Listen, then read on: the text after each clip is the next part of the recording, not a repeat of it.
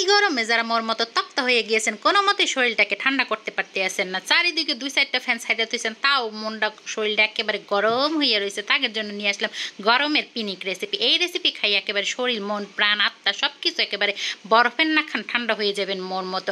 তো মুই যখন এরকম গরমের মধ্যে নিজেকে ঠান্ডা করতে চাই, তখনই এই গরমের পিনিকটা একবারে বানাইয়া নিজের একটা ঠান্ডা করে বইয়ে থাকি। সেজন্য কিন্তু প্রথমেই মগজ যেটা লাগবে সেটা হচ্ছে 2টা লেবু। এই 2টা লেবুর ছোকলাগুলোকে খুব সুন্দর করে, এর চোকলা বাকল সব কিছু একদম সুন্দর মতো ছিলে বিলে পরিষ্কার করে ফেলতে হবে। যখনই সুন্দর মতো পরিষ্কার করা হয়ে যাবে তখন এই চোকলাগুলোকে ফেলে দিতে হবে, ওগুলো কিন্তু আমাদের আর কোনো কাজে আসবে না।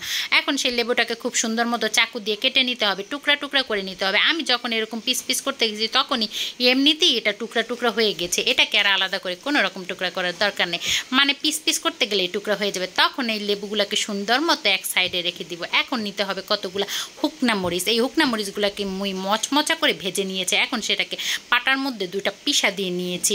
বিচিগুলোকে কিন্তু একেবারে ডোলে ভর্তা বানিয়ে ফেলা যাবে না, ঠিক আছে, এরকমই আস্তে আস্তে রাখতে হবে। তখনই নিয়ে নিলাম কতগুলা হচ্ছে গিয়ে তেঁতুল। আর এই তেঁতুলটাকে এখন অনেকে এসে বলবে তেঁতুল আবার বাটা লাগে, আর এই তেঁতুলও বাটা লাগে। তেঁতুলটা বাটলে কি হবে, যে বিচিগুলো খুবই আরামসে উঠে চলে আসবে। তো বিচিগুলো আমি সুন্দর মতো তেঁতুলের মধ্যে থেকে টুকিয়ে টুকিয়ে সুন্দর মতো ফেলে দিয়েছে। এখন এই তেঁতুলটাকে হাত দিয়ে একটু কষলে নিয়েছে। এখন এর মধ্যে কিছু জিনিস দিয়ে দেবো।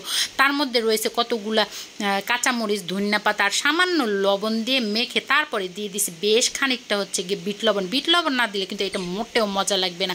এটা মজা করার জন্য বিট লবণ দিতেই হইবে, এই আর কোনো বিকল্পই নেই। তো বিট লবণ যখন দেওয়া হয়ে গেছে তখনই কিন্তু আমি হাত দিয়ে সুন্দর মতো আর একটু কষলাইয়া মাইখা লইছি। একদম বেশি আবার কষলাইবে না, তাইলে কিন্তু আবার তিতা হয়ে যাবে।